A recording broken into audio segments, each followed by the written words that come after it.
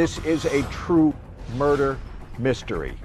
Emphasis on murder, emphasis on mystery. I felt like Lita's murder case looks like a true crime story, but it goes a lot deeper.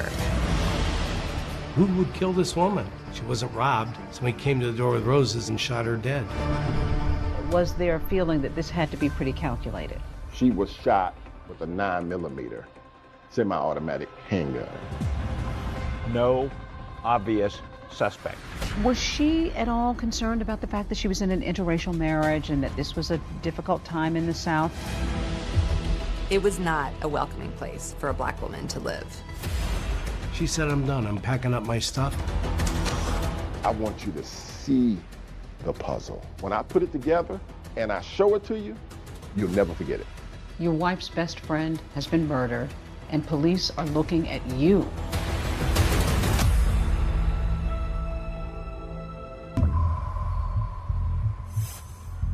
It's a chilly, drizzly winter Atlanta morning, and 35-year-old Lita McClinton is suddenly awakened. It's around 8:15 in the morning, and she heard the doorbell ring. And she tightens up her rope and goes downstairs to open the door.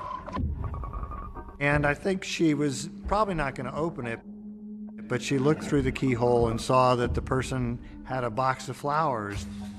There was a man standing at the door, holding a long white box of long stem roses that had a big, thick pink ribbon around it. So she receives the flowers, thinking that this is a delivery. She was really excited. She thought that it was a gift from one of her friends.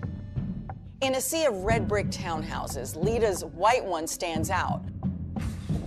Her best friend Poppy and 3-year-old daughter have spent the night, and they are still in bed upstairs, just waking up. Poppy hears her say, "Good morning," to the man at the door. The flower delivery man produces a handgun. He fires a shot. She actually put the box of roses in front of her face. The second shot went right through the center of her head, and she fell with a large thud. Lita's friend Poppy was upstairs with her toddler, and right away she grabbed her daughter and hid her into a closet and said, "You gotta be quiet, quiet as a mouse." She didn't know if the gunman was gonna come for her. Lita's neighbor hears the shots, then sees the guy running like a bat out of hell, just booking it out of the complex, and he calls 911. The first police officer is Lita's mother called her husband. When they went to the hospital, they were put in a separate... Not murder. So when the shooting happened right here, neighbors were shocked and on edge. Sullivan was found in the doorway of her townhouse, shot twice in the head. It's pretty surprising that in this area, those kinds of things probably wouldn't happen. How did you learn that Lita had been killed? I ran to the TV because I heard Sullivan on Slayton Drive. Police say a box of roses was found near her body. The gunman apparently posed as a delivery man. And I said, oh my God, that's Lita. Detectives on the scene found a bullet fragment, 2 shell casings, and the box of roses. 2 gunshots from a 9mm penetrated the box. The weapon was never found. To this day, it's never been found. In this case, you had just a minor amount of evidence. At the time, it was the top story on the news, and law enforcement officers felt a great deal of pressure in order to bring Lita's killer to justice. For years, Lita's case was cold, buried underneath the weight of unanswered questions and fading memories.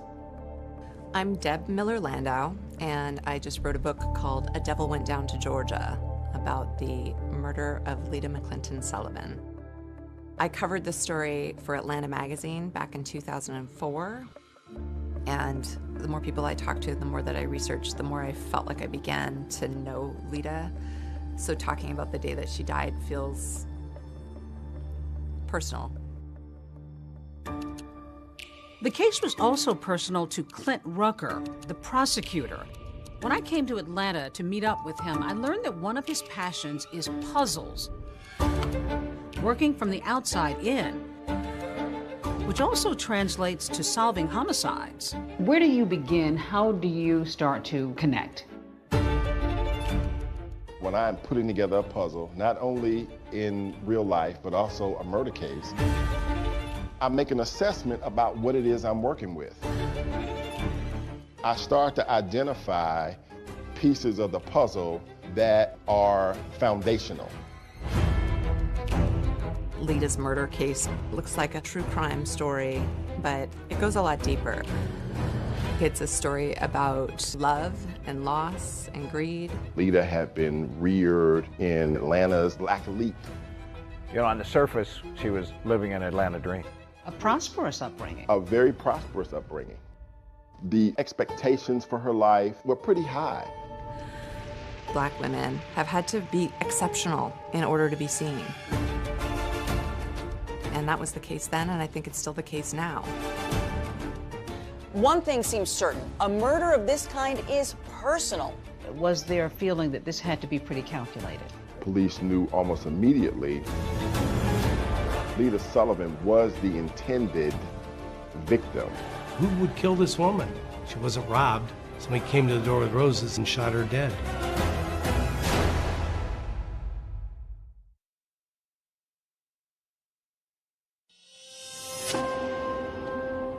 Atlanta had its fair share of crime, but this was most certainly one of the highest profile cases that got reported in the news. Sullivan was shot twice in the head. A box of roses found next to her body. Using a flower delivery man and shooting her, it was something that just kind of stuck out to me. Atlanta, Georgia, billed as a vibrant melting pot, a destination for creatives. But if you grew up in Georgia in the 1970s, as I did, you know this was a very different place then. One still emerging from the dark shadows of segregation and racial tensions. What was 1970s Atlanta like when she was sort of coming along? We've got African Americans that are kind of ascending into really prominent positions. Lita also is ascending because her parents are part of this movement. Lita's parents, Emory and JoAnn McClinton, were both power players, movers and shakers in Atlanta. Emory McClinton was on the State Board of Transportation. JoAnn McClinton was a member of the Georgia legislature. JoAnn will tell you stories about being in really interpersonal meetings with Dr. King. She was the Maynard Jackson's campaign manager when he ran for mayor. I think the McClintons had high expectations for who Lita would become. Lita Sullivan was a true daughter of Atlanta.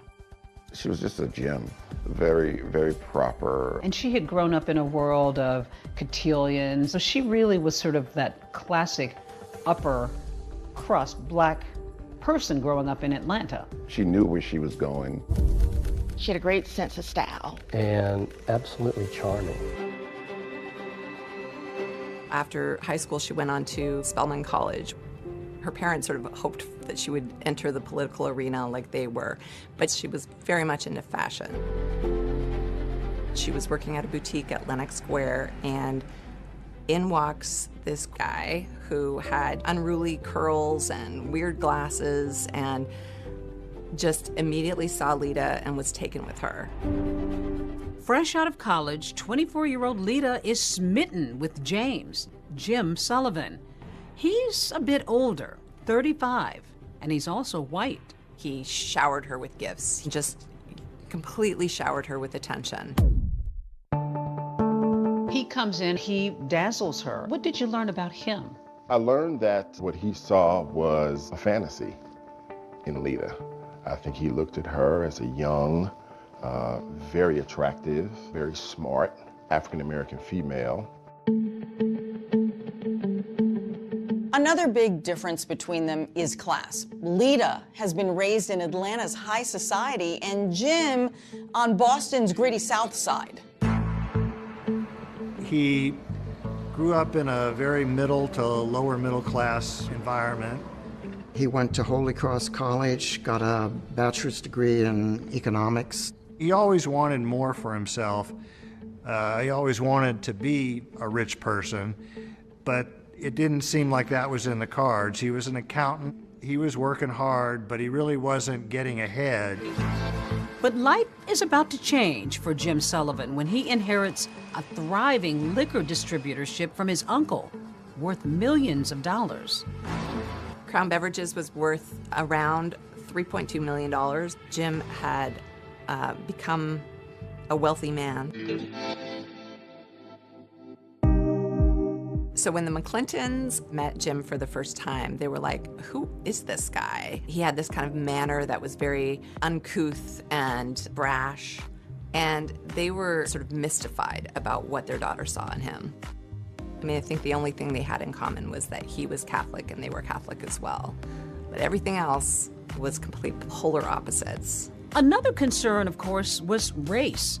Remember, this is the 70s. Even though the country is watching color barriers slipping away on the hit show The Jeffersons, with Primetime's first interracial couple. Your parents have never gotten over the fact that I'm white. That's because you never got over being white. At that time, this was unusual. Georgia's anti-miscegenation laws that forbade blacks and whites to marry had only been repealed 10 years earlier. Still, despite their obvious differences, Jim Sullivan pops the question to Lita. So the McClintons were like, you cannot marry this man. They felt like Lita was really making a mistake and was kind of caught up in the exuberance of this relationship. Despite her parents' strong objections, Lita and Jim are engaged. But on the eve of her wedding, Jim drops a bomb. He tells Lita that he has been married before and that he has 4 children. Lita was shocked. And then, the very same night, Jim Sullivan blindsides his bride-to-be again. He whips out a piece of paper and he says, can you sign this? And then she looks down and sees that he's drawn up a prenuptial agreement. And she's like, what is this? Apparently determined to protect his newfound wealth, Sullivan surprises Lita with a prenup, which says that in the event of a divorce, she would walk away with virtually nothing. She's reluctant, but the cake is ordered, the flowers are ready, so Lita signs the agreement and ties the knot anyway. Lita got married in 1976. It was a small ceremony in Macon, Georgia. JoAnn McClinton would later describe that as the worst day of her life.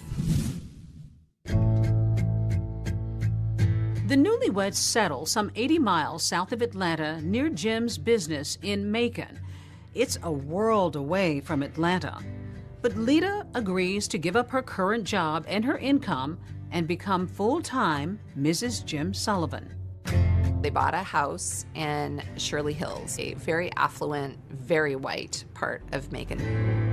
JoAnn and Emory McClinton feared for their daughter. Being part of an interracial couple in Macon, Georgia in the 1970s would have been extraordinarily challenging.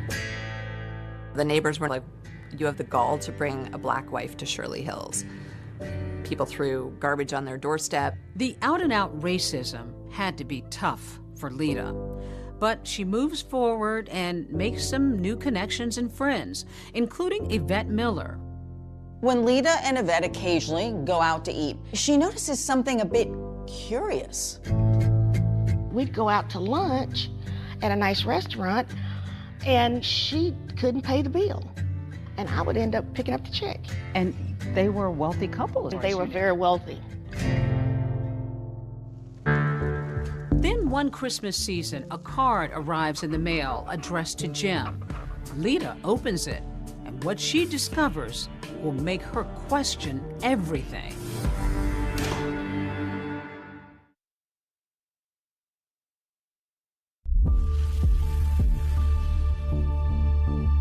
Lita and Jim Sullivan's first few months of marriage seemed to be going well. They were both intelligent, both attractive, definitely upper class, high society.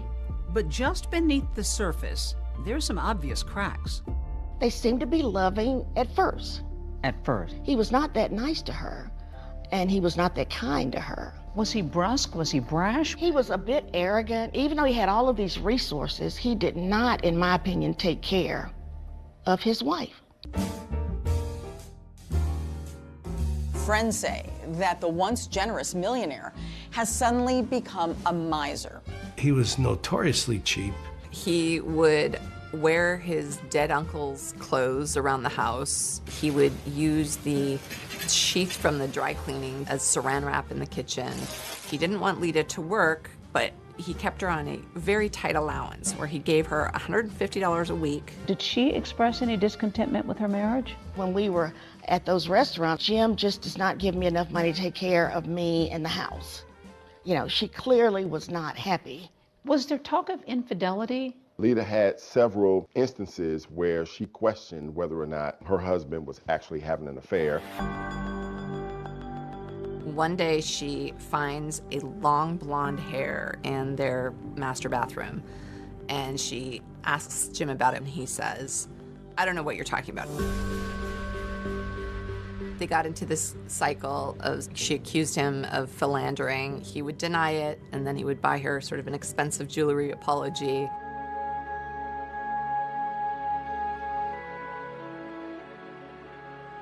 Then, during the holidays one year, Lita makes another stunning discovery. A Christmas card came addressed to Jim. She opened it. A woman wrote in something like, "Missing your kisses." The woman's return address was on the envelope, so Lita went and spoke to her, and the woman said that she had been having an affair with Jim. Lita is distraught and goes home to be with her parents in Atlanta. But her husband manages to lure her back, increasing her weekly allowance in a now post-nuptial agreement. Now it's $300 instead of $150 a week, but it still shows that all of their assets belong to Jim. That's right, the successful business, Lita's Mercedes, multiple properties, even her jewelry, still belong to her husband in the event of a divorce. But in an attempt at reconciliation, Lita signs the postnup. Just a few months after Lita signs that agreement, without Lita knowing, Sullivan decides to sell Crown Beverages for $5 million. And that's not all. He tells her they're moving to Palm Beach, Florida. Lita was in shock. She had any clue that he was going to whistle her down to Palm Beach.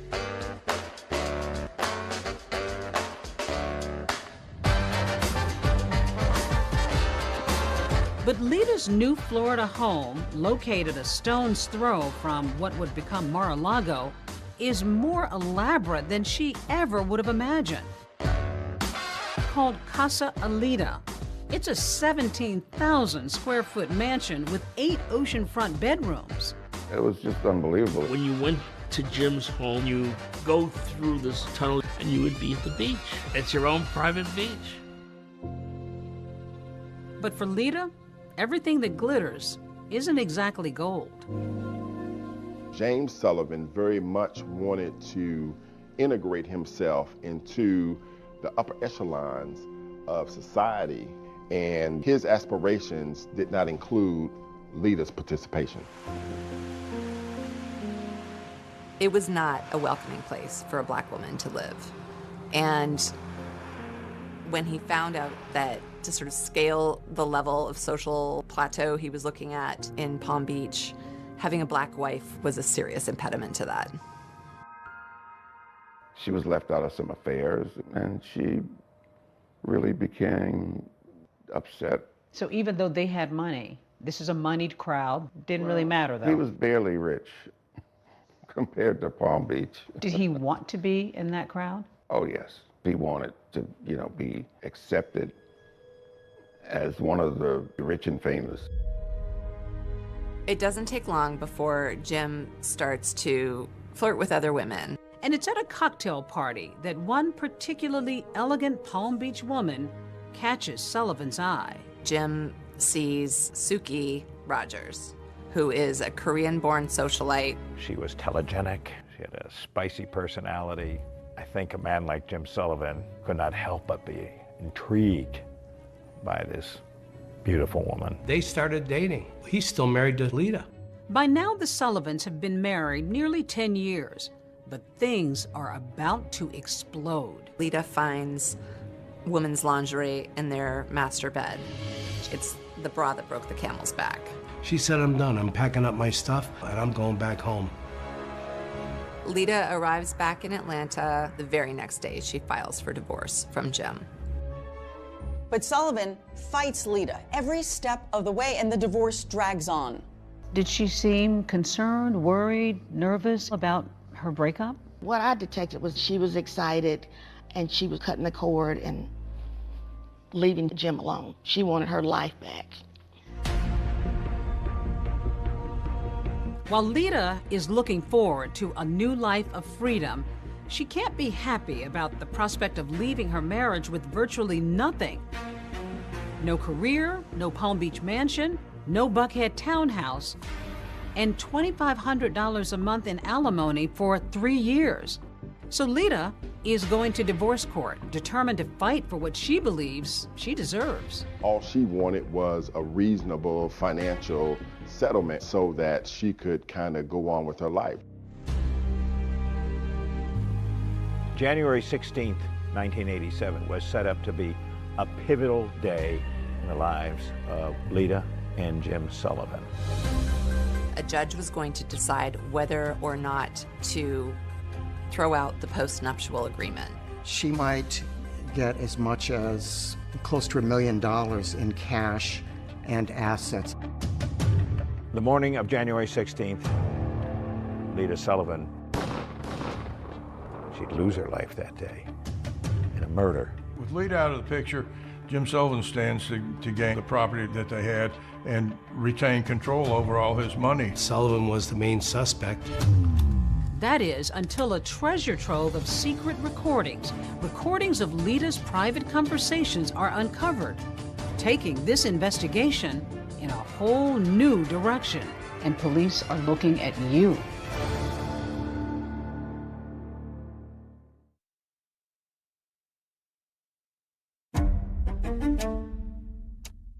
You know, you make a big circle and you put everybody in it that's close to Lita. Everybody's a suspect. But the first one would be the husband.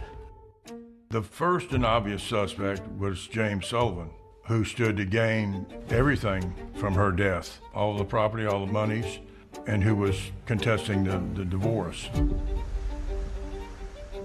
Detectives went down to speak to him in Palm Beach, and they put him through a polygraph. Jim Sullivan not only passes the polygraph, but there's something else. He has an alibi that puts him nearly 700 miles away from the crime scene. James Sullivan was actually in Palm Beach at the time of Lita's murder.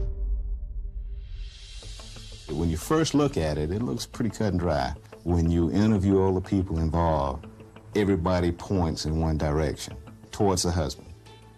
But when you sit down and look at the facts, I'm not so sure that the husband is the person that committed the crime. Nothing surfaced in the early stages of the investigation that implicated Jim Sullivan in the murder. Sullivan is cooperating with authorities, and during his interview with detectives, he mentions the name of his friend, Marvin Marable. At the time of Lita's death, Marvin and James Sullivan had a very close relationship. Remember, Marvin Marable is married to Lita's best friend, Poppy, who was in the Buckhead townhouse with her 3-year-old daughter the morning that Lita was murdered. But back before the shooting, the friendship hadn't always sat well with Marvin. When Lita moved back to Atlanta, they started, hanging out together. So she's disillusioned by her relationship. Did her failed relationship have any impact on your relationship? Well, from the standpoint of them, being together all the time and going out, yeah. Commiserating. Oh, absolutely. Certainly didn't help. You know, and I can understand her being there for her friend, but, you know, sometimes you can go overboard, which is what happened in our relationship. Marable, a former New York State trooper turned entrepreneur, says Lita would often spend hours at his home with Poppy. And it was during this time, he says, coincidentally or not, that his own marriage began to unravel. I found a letter where Poppy was planning to file for divorce. So she was planning to file for divorce without your knowledge? Oh, yeah. That had to be a shocker. It was. So then you decided to try something a little questionable after that. You know, I have a background in law enforcement. I don't see it as questionable. It's your own telephone in your own house. I put a recorder on the, people call it a tap, on the phone, and I started recording conversations. In the house phone? Mm-hmm. On the house phone. He began listening to Poppy and Lita's conversations and ended up recording more than 300 hours. In doing those very personal conversations between girlfriends, Marvin Marable learns that there may be some information that James Sullivan might be interested in learning that will be helpful for him in his divorce case. He tells Sullivan about the tapes and what's on them, specifically Lita's post-divorce plans. And soon enough, the two disgruntled husbands are conspiring to get the best of their soon-to-be ex-wives in divorce court. Marvin Marable travels down to Palm Beach under a false name, and the two men listen to the tapes, and Marvin says, "I'm not going to record anymore," and Jim says, no, keep recording. Was there talk of money? Yeah, he offered $30,000. Jim says to Marvin, if the judge decides to honor the postnuptial agreement, he's going to give Marvin $30,000 for the use of the information on the tapes. What kinds of things did Lita talk about that could be helpful to either one of you? You know, there were some guys that, you know, she would talk to, but she was legally separated. But then, just a few days after Marvin and Jim's secret meeting at Casa Elita, Poppy and Lita somehow discovered the recording device. How did they react? It wasn't nice. She filed for divorce the next day. She was angry. She was very angry. Lita was upset too, so upset that she reported Marvin to the authorities, and he was charged with possession of an eavesdropping device. So when police questioned Sullivan about who might have a motive to murder his wife, he tells them to look no further than Marvin Marable. And sure enough, only a few days after Lita's death, Marvin is being questioned by the Atlanta Police Department about Lita's murder. I go down for the interview, and the first thing they did is read me my rights. And from there on, it was just a nightmare. I was a prime suspect. You have a law enforcement background, so you knew what police So I knew that I was being followed. I could pick the investigators, police, could pick them out all the time. Jim had mentioned my name to them. He said, look at Marvin Marable. This was serious stuff. Oh, yeah. How worried were you? I was very worried.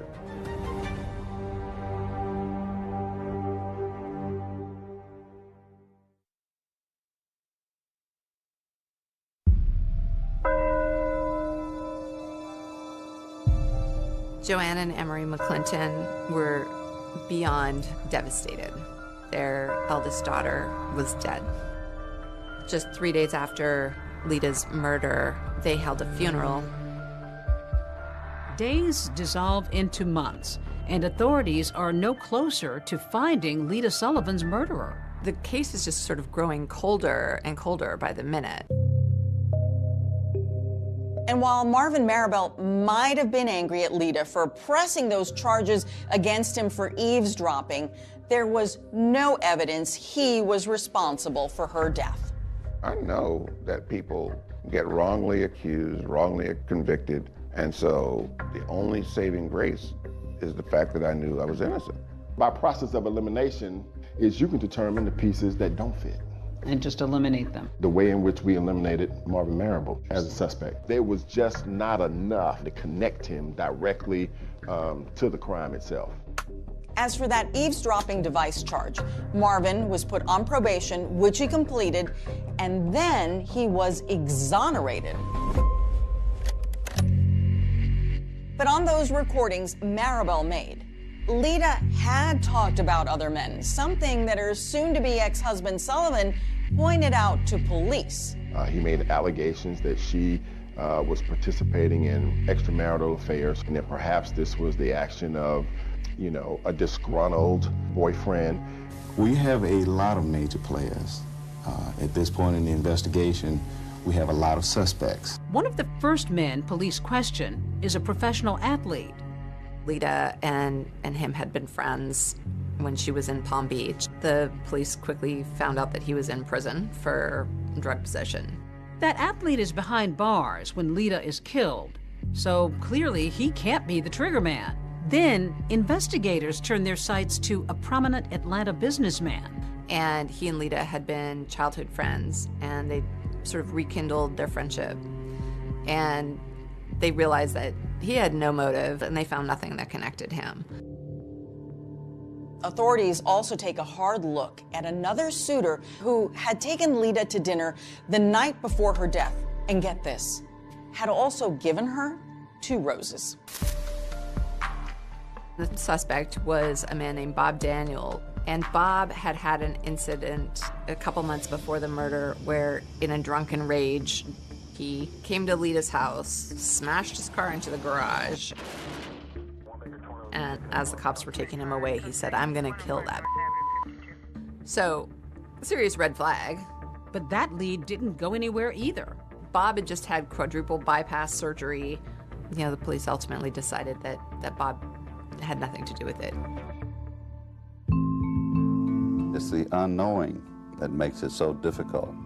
And to know that there are individuals who may be walking around now planning and plotting to do the same thing to somebody else is abhorrent to me. I remember having the impression it was like a festering wound for them. The McClintons want to draw attention to a $25,000 reward in the case. The cause of finding justice for Lita became their obsession, became their passion. The reward is for the arrest and conviction of those individuals responsible for our daughter's murder. To catch Lita's killer, the Atlanta Police Department assigns 2 veteran detectives to the case. If Lieutenant Walker bears a resemblance to actor Billy D. Williams, Welcome Harris reminds one of Columbo, the dogged, disheveled detective of television fame. Building a murder case was like making a mosaic. You know, you get a shiny piece of glass here, a gem there. You put it together and you hope that from it emerges the shimmering image of a killer. This particular case deals with what I consider to be high society. It contains a little bit of everything. Intrigue, mystery.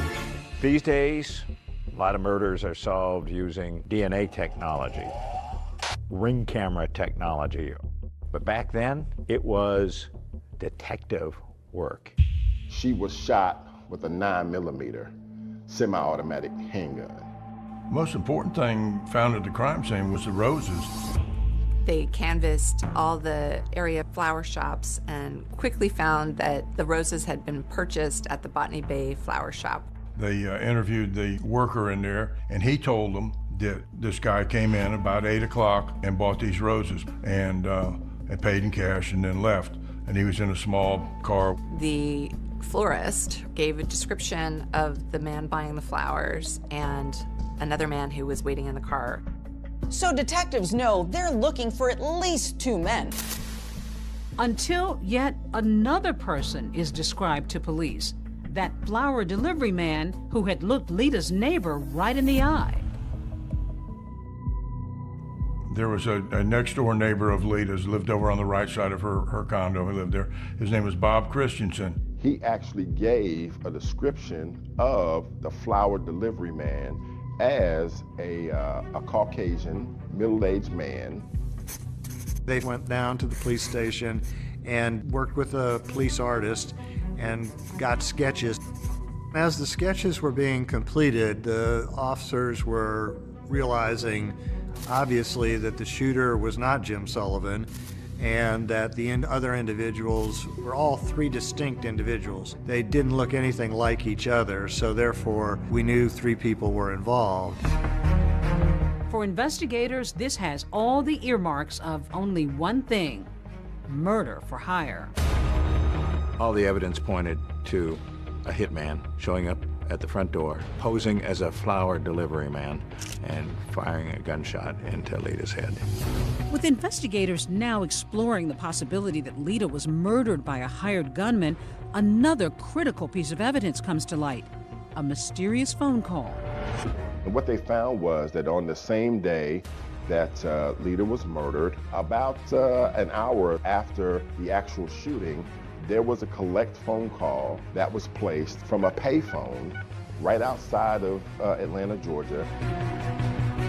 Was this a call from the killer? I don't know about you, I haven't had a collect call from a payphone, so as a cop you probably go, I wonder if that's connected.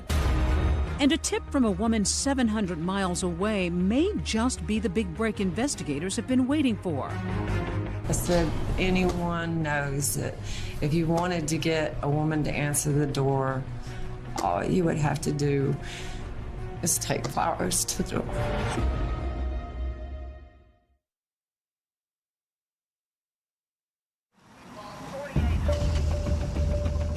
This was a huge puzzle of a case. A hitman showing up at the front door, posing as a flower delivery man, firing a gunshot into Lita's head. How did your puzzle-solving skills come into play? You figure out what fits and what doesn't fit. I want everyone listening to this to know that I am absolutely innocent. The loss of a daughter. They still don't have the murder weapon. But they do have witnesses. Do you know anybody can possibly take care of my problem for me? Because I need some help here. Anyone knows that if you wanted to get a woman to answer the door, all you would have to do is take flowers to the door. She suggested the flowers. She suggested the flowers. You actually brought in a doorbell. Why? To have that sense of what Lita Sullivan experienced right before her murder. She's about to meet her maker.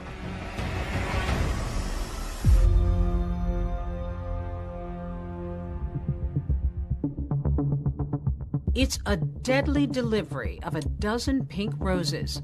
35-year-old Lita McClinton Sullivan opens her front door and is suddenly gunned down.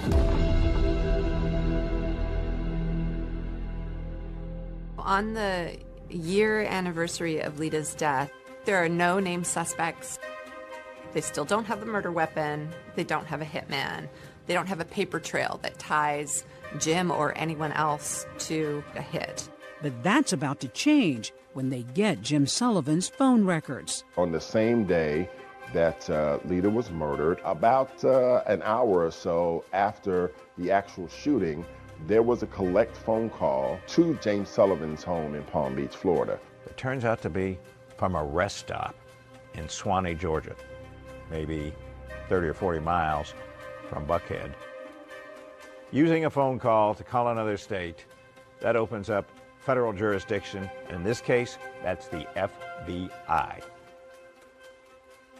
We believed the phone call from Suwanee rest stop to his home in Palm Beach, Florida, was sufficient indication that a contract hitter may have called him after doing the job. Enter Special Agent John Kingston, who takes a particular interest in that phone call and a whole slew of other calls Jim Sullivan made and received around the time of Lita's murder. I got a whole year's worth, 6 months before the murder to 6 months after the murder. Kingston notices a few calls, and one of them was to Bob Christensen, Lita's neighbor. When Kingston talks to Bob, he finds out that Jim had called Bob 3 days before the murder. Sullivan said, had he seen anything suspicious around Lita's townhouse? And Bob finds it strange. He hasn't talked to Jim in over a year. Bob Christensen shares something else with Agent Kingston. On the same day Jim Sullivan called him, 3 days before the fatal flower delivery, Lita heard a loud knock on her door at 5 or 6 in the morning. It was so early and so unnerving, she didn't answer it. So that made the call that he got from Jim even more suspicious. Kingston also finds that a call is made between Jim's house and a Howard Johnson's motel in Atlanta, just a couple of miles from Lita's house. This is really strange. One thing that he's learned about Jim is that he's not a Hojo's kind of guy. So he goes to the Howard Johnsons and asks if he can look through the records. They gave me the shoebox with all the registration cards, and I pick out 3 that I thought, well, these are awfully interesting. So I said, do you guys have the phone records? They said, yeah, sure we do. And I'm thinking, boy, these people keep really good records, and they keep them for a long time, and I'm really glad. They bring me the phone records for January 13th, and I'm flipping through them, and all of a sudden I see 305 Palm Beach, South Florida area code, and I'm pretty sure it's Jim's number. And so I check my records real quick, and I go, yep, that's his number. And then I look, and I said, oh, look, it's from 518. That's one of the 3 cards I pulled out.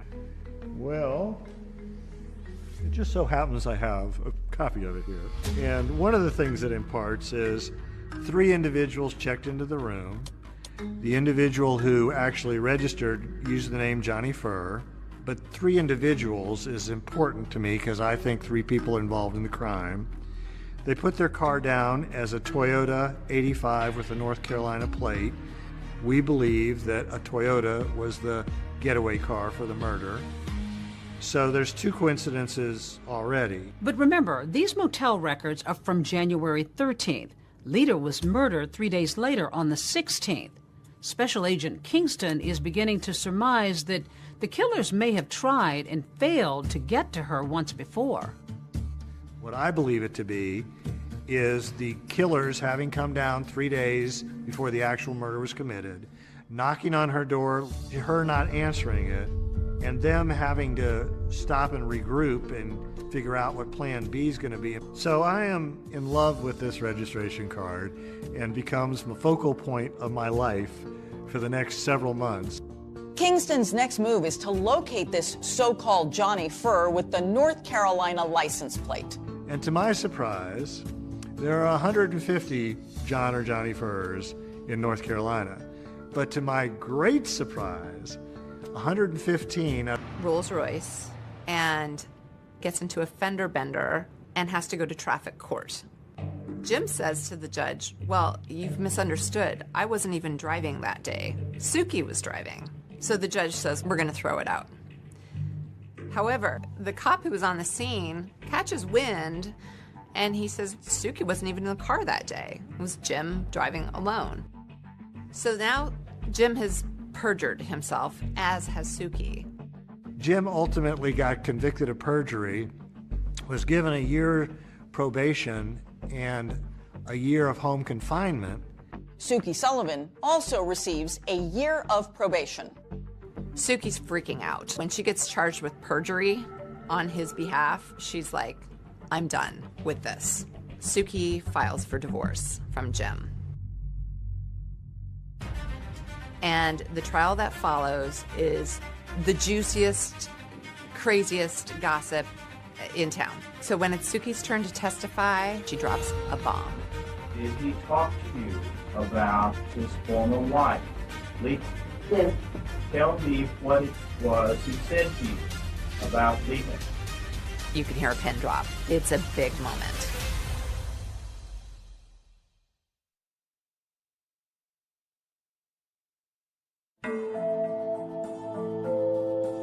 After 33 months of marriage, Suki files for divorce from Jim. Not surprisingly, it's another disputed divorce. But what might have been typical testimony about alimony takes a sudden turn in court. Tell me what it was he said to you about Lita. He hired someone to work with her. I'm sorry? He hired someone to work with her. She claimed that he confessed to her that he had Lita killed. This became a bombshell in the investigation of the murder of Lita Sullivan. Suki Sullivan's divorce testimony may be big news for the FBI, but it has zero impact on the divorce judgment, which favors her husband, Jim Sullivan, in nearly every way. His divorce was complete, but his life for turmoil was just beginning.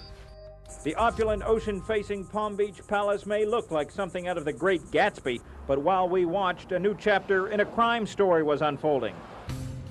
We develop information here at WSB. There's going to be a raid on Jim Sullivan's Palm Beach mansion, and that is the biggest break in the Lita Sullivan case since the murder itself.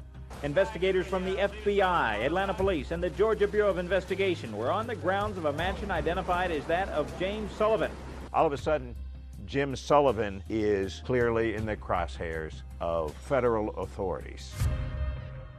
They got a tip that Jim, now a convicted felon, has guns in the house. Of course, you're not allowed to have guns if you're a convicted felon. So they put together a sweeping affidavit to get a search warrant. We did see a number of guns loaded into a car and this box carried out. When they found the guns, he was in violation of his probation, and so he went to jail for 9 months. All this time, a federal grand jury has been convening in Atlanta. They've got what they found in the mansion. They got what they found in the phone records. They've got Suki Sullivan. They've got the neighbors. What they don't have are the identities of the hit team. There's a problem, though. We, the federal government, have a 5-year statute of limitations, which is going to be up on January 16th of '92. With 5 or 6 days to go before it expired, the U.S. attorney made a bold decision. We're going to take our best shot with what we got right now, so they indict Jim Sullivan. Jim Sullivan is indicted on multiple counts of arranging Lita's murder for hire through interstate phone calls. Millionaire James V. Sullivan is on trial in connection with an alleged murder for hire plot. Here he arrives for the first day of trial testimony. It was a trial that transfixed Atlanta. I mean, it was something we were covering on basically a daily basis, but we couldn't have it on camera because it's federal court. It looks like the family is finally going to have some accountability for the murder of their daughter, Lita. The prosecution suggests the killers were calling Sullivan from the rest stop to say the job was done. The defense suggests otherwise. Jim Sullivan is lawyered up with the best criminal defense lawyers that you can find anywhere in Atlanta and maybe in the whole country.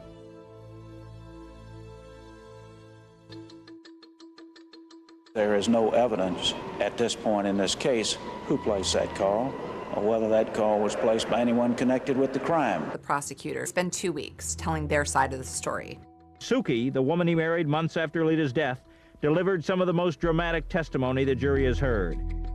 They build what they feel like is a really strong case. And then a big bombshell hits. The judge says, I'm forced to dismiss this case for lack of evidence. Judge Marvin Shube ruled that, in effect, even if Sullivan may have been involved in the murder for hire, the government fell short in proving the phone calls related to the murder. This is one of the most difficult decisions I had to make because I firmly believe in the jury system. And then he looks at Jim and he says, you've been acquitted. Is over.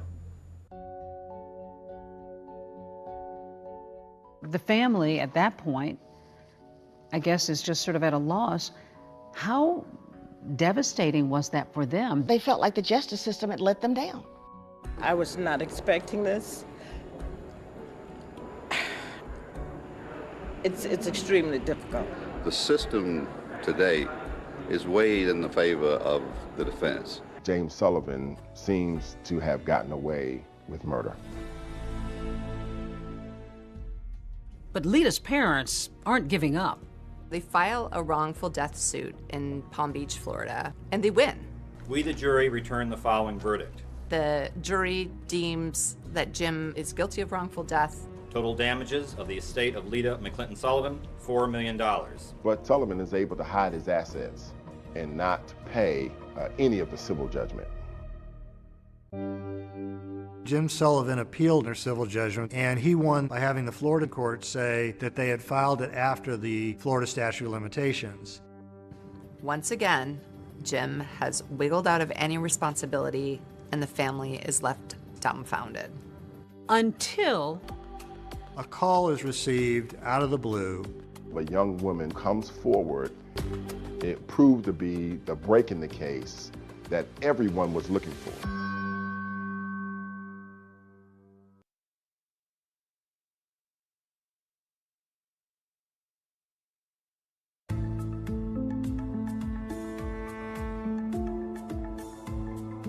"11 years have gone by since Lita Sullivan was gunned down on her doorstep when a tip comes in from a town 700 miles away. A call is received out of the blue, and the individual calling is an attorney in Beaumont, Texas. He has a receptionist whose name is Belinda Trahan, who has told him a very unusual story about her boyfriend, Tony Harwood. Belinda and Tony lived together in Albemarle, North Carolina. And he was a long-distance truck driver for North American Van Lines. He basically drove a moving truck.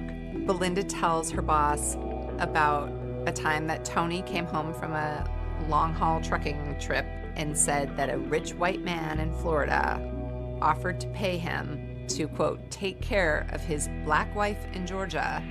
At the time, Belinda didn't believe it. She thought he must be cheating on her. Belinda thought that it was Tony just trying to get out of town and go down to Atlanta to the strip bars. Until he took her to meet this rich white guy in a diner somewhere, and he got a wad full of money. She says he sits down briefly in their booth and gives Tony Harwood the balance owed for the hit on the man's wife. Belinda Trahan tells her boss that soon after this bizarre trip, she broke up with Tony Harwood and moved to Texas. But now, 11 years later, she says that he mysteriously reached out to her again, asking her to meet him at a nearby truck stop. She's afraid that he may commit harm to her. And it's this new tip from Belinda Trahan that sends Georgia authorities to the Lone Star State, turning up the heat on an otherwise cold case. Georgia Bureau of Investigator Agent John Lang takes a detective from the Atlanta Police Department and goes down to Texas to talk to Belinda. She was with Tony when they met this mysterious man at this diner that they were meeting at. We wanted to show her a lineup of pictures in hopes that she could pick Sullivan out of it. And she takes her pink fingernail and taps right on Jim Sullivan's face and says, "This is the man." My plan of attack was to get some recordings with her and Tony. So we got her to get in touch with Tony again. She's talking to him and trying to coax information out of him, knowing John Lang is listening on her end. And Tony gives enough information that places him at the scene at the time. We had the phone calls with Tony. She picked Jim Sullivan out of the lineup, but there was still more investigation to do. We really didn't know who Tony Harwood was. John Lang knows that Tony worked at North American Van Lines. So he calls up North American Van Lines and he says, "Hey, you don't happen to have your records from 11 years ago?" And the guy says, "Yeah, there's some boxes full of files up in a musty attic. You're more than welcome to go poke around." We went up into a hot attic and opened the first box that I went through. And about the third document I looked at was Jim Sullivan. His address was on it, Palm Beach, Florida. His signature was on it, and Tony Harwood's signature was on it. He finds a bill of lading showing that Tony Harwood moved furniture for Jim Sullivan 2 months before the murder. And it's the paper trail he needs. It's like the jackpot. Astounding. I don't know any other way to explain it. I mean, opened this box, and like the third record I look at, here it is. I mean, it just like it was meant to be. On a Sunday morning in April of 1998, John Lang and local authorities go knock on Tony's door in Albemarle, North Carolina. Tony answers the door. And he said, you know, I've been waiting on you boys for a long time. They take Tony to the Albemarle police station. Lang interviews Tony for 3 hours in this tiny room. But at the end of the day, Tony admits to taking money from Jim, $25,000, to take care of Lita. He also tells the detectives that he wasn't the one to pull the trigger, but that he was there the day of the murder. He went through the whole case, and throughout the interview, he incriminated himself even more. I mean, admitted that he was there. He knew what happened. So he was arrested for murder of Lita Sullivan, and we took him back to Atlanta that day.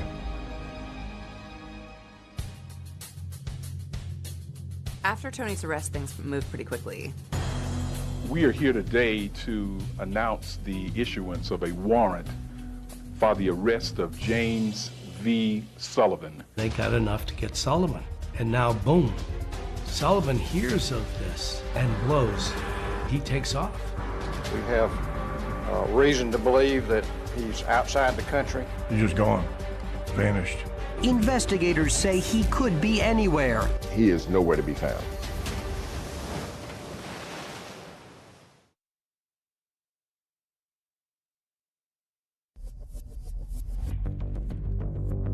We certainly do not know where Mr. Sullivan is. We have reason to believe that he's outside the country. More than a decade after his wife Lita was murdered, Jim Sullivan seems to be playing a game of catch me if you can with authorities. There is an international manhunt for James Sullivan.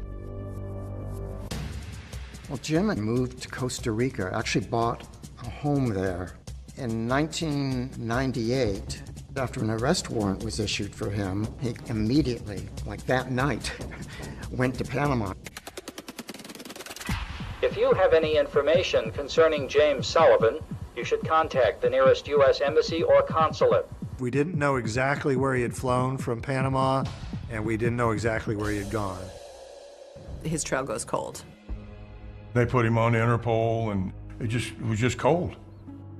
They've tapped phone lines, anybody that he might have called, and he's called no one, not even his mother. There was a few tips that came in. The tips are just dead ends.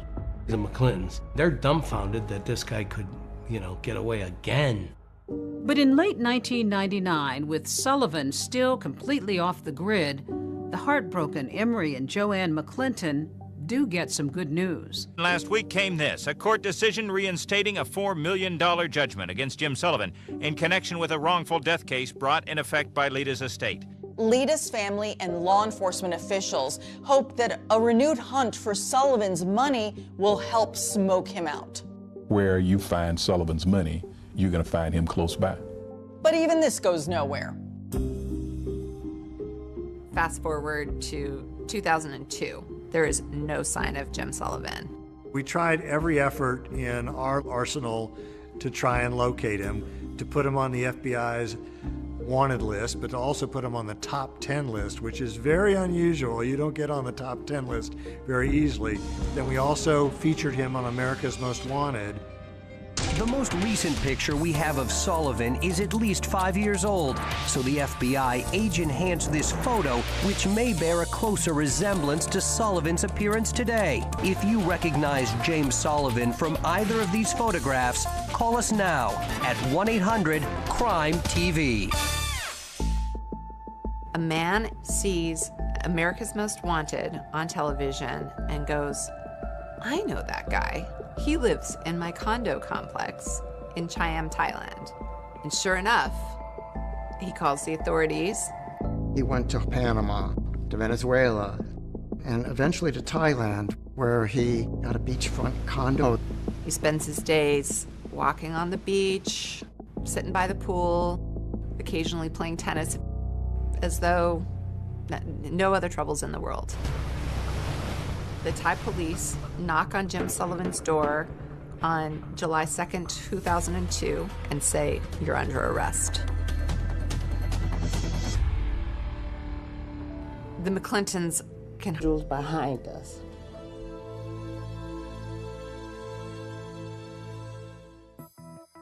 Almost as soon as Jim Sullivan is arrested for murder, Tony Harwood, who has continued to deny being the trigger man, agrees to a plea deal. Tony kind of sees the writing on the wall. Harwood just decided that he would plead guilty, a negotiated plea for manslaughter, and that, in turn, that he would testify against Jim Sullivan.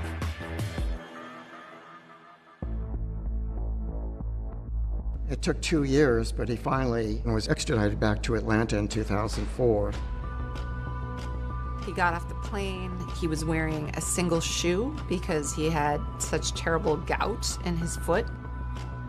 But he gets off and gets taken to Fulton County Jail. And there's this sort of cumulative sigh of relief.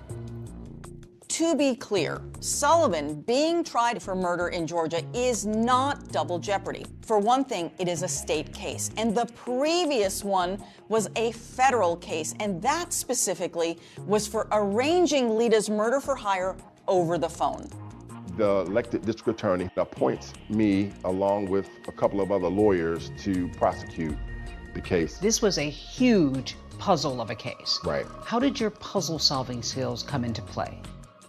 There's no cutting corners, and you spread the pieces out, and then you figure out what fits and what doesn't fit. And that's kind of what the prosecution of James Sullivan was like. It was putting together all these different pieces so that we could make sure that the prosecution of the case was done accurately and with integrity. What concerned you going into this trial? He was rich. He was a white male. He had escaped the federal authorities before, and he had two of the best criminal defense attorneys representing him. They are sharp, and if they can find a way out, they're going to find a way out. There will not be one shred of physical evidence that links Jim Sullivan to this crime. Jim has eluded justice so many times that there's a real palpable fear that he's going to get away with it, that he's going to elude justice again.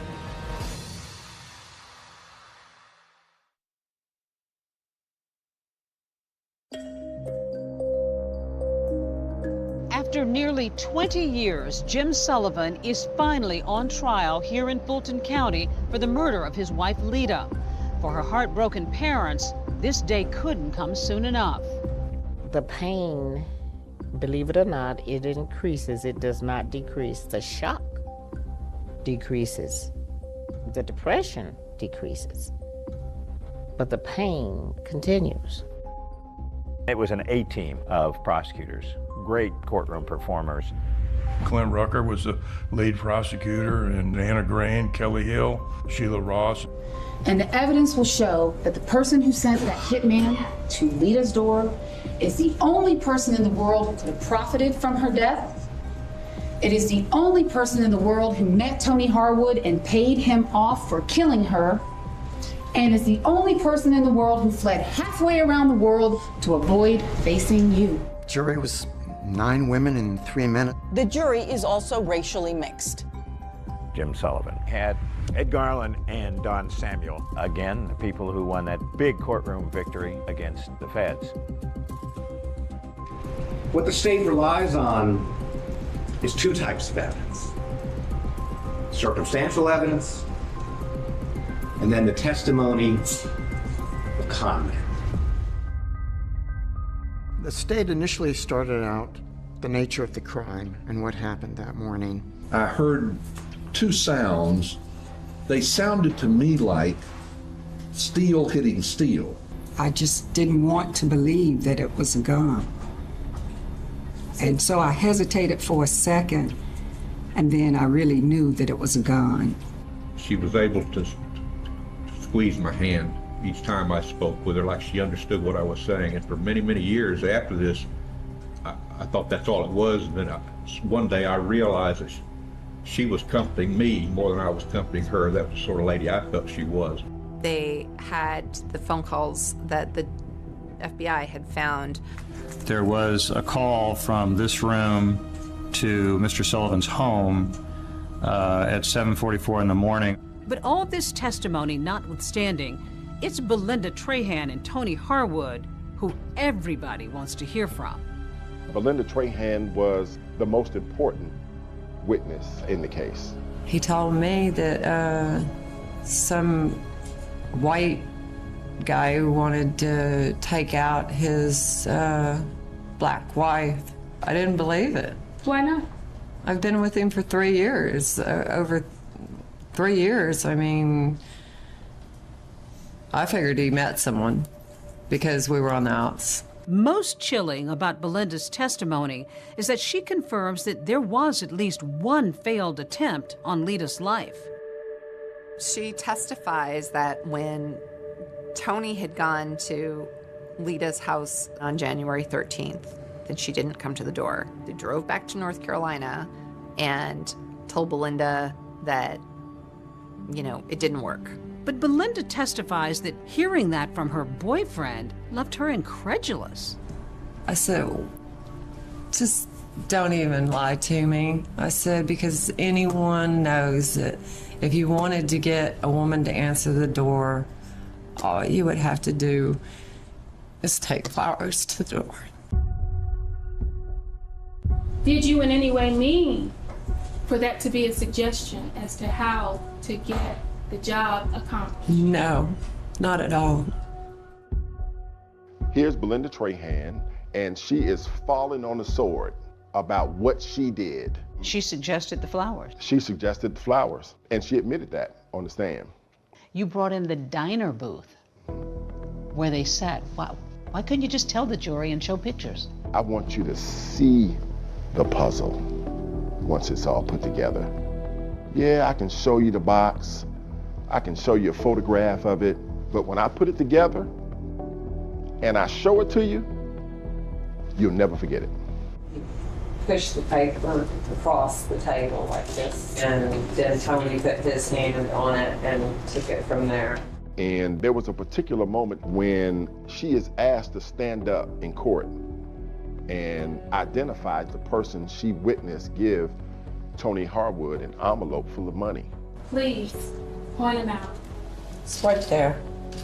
He can't even make eye contact. Your Honor, may the record reflect the witness has identified the defendant, James Sullivan.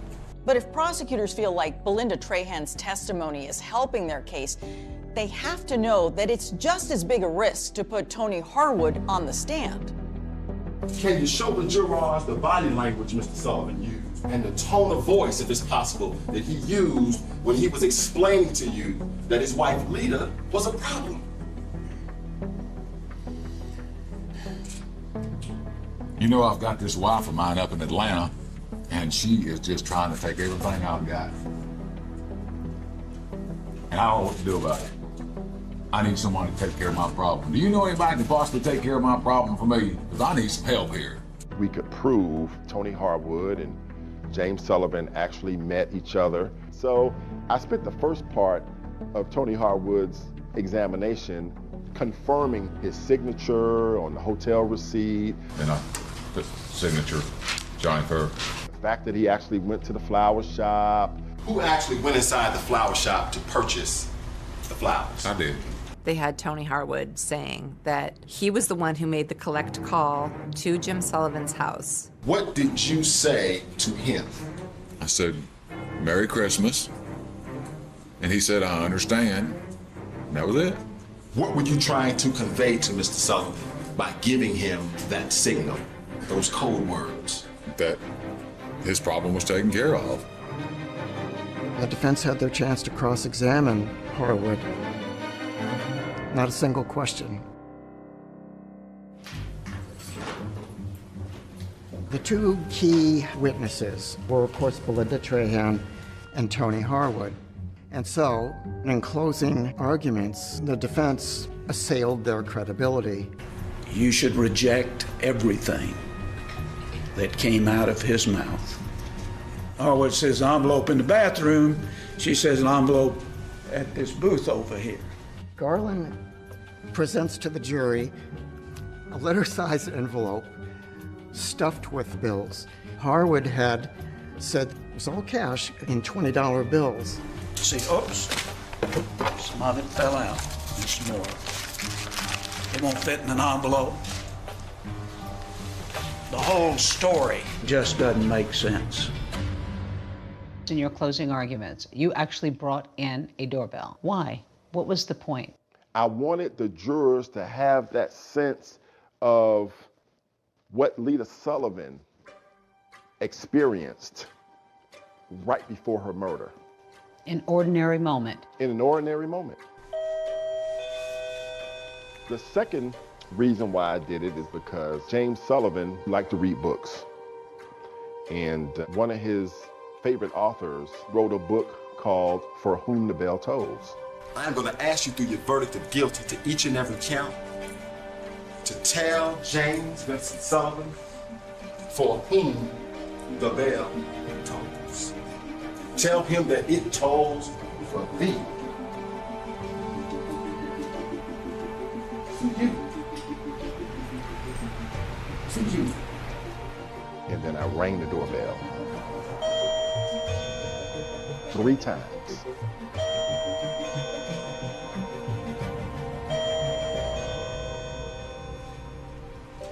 As the jury goes out to deliberate, I think there's a real fear. Are they going to do it this time, or is it going to be like every other time? I do not see this as a slam dunk for the state. There's this anxiety. You're worried, but you're hopeful. I don't care who you talk to that does this kind of work as a litigator. They will tell you, oh, I can look at the jurors and I probably can tell you what they're going to do. No, you don't. You don't.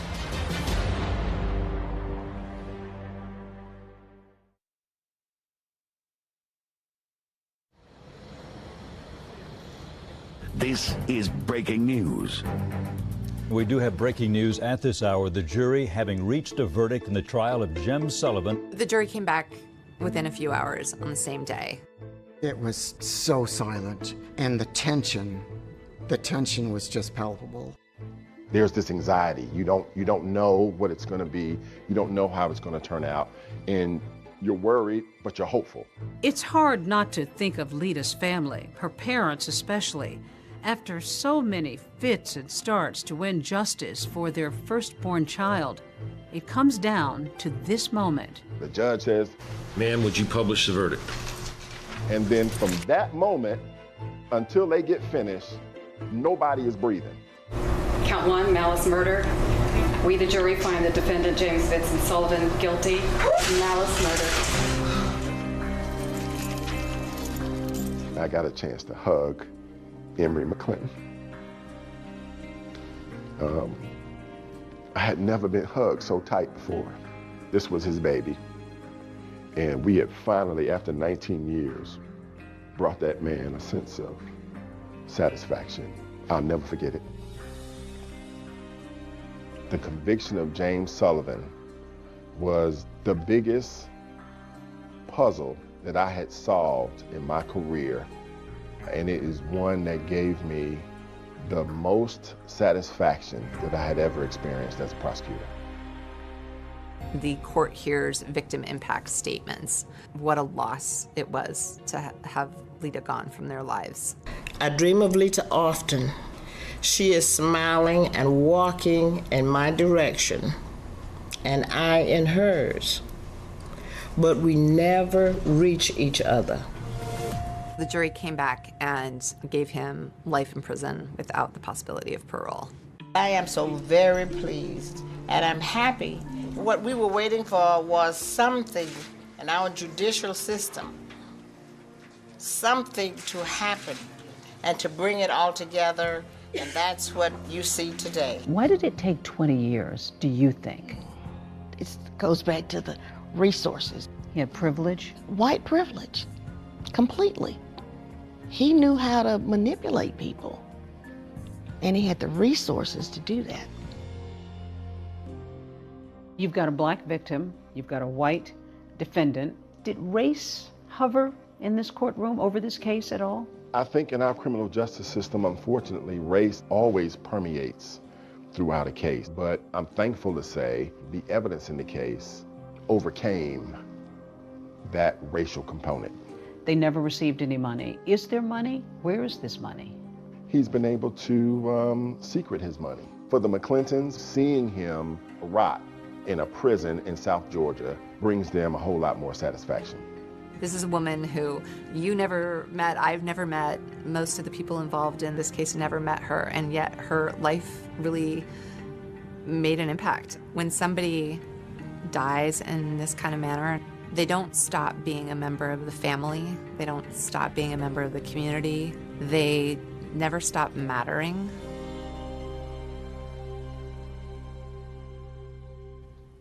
David, Tony Harwood was released from prison in 2018 after serving his 20-year sentence. Jim Sullivan remains behind bars with no possibility of parole. As for the other two men who were seen at that flower shop, no one else was ever charged. That is our program for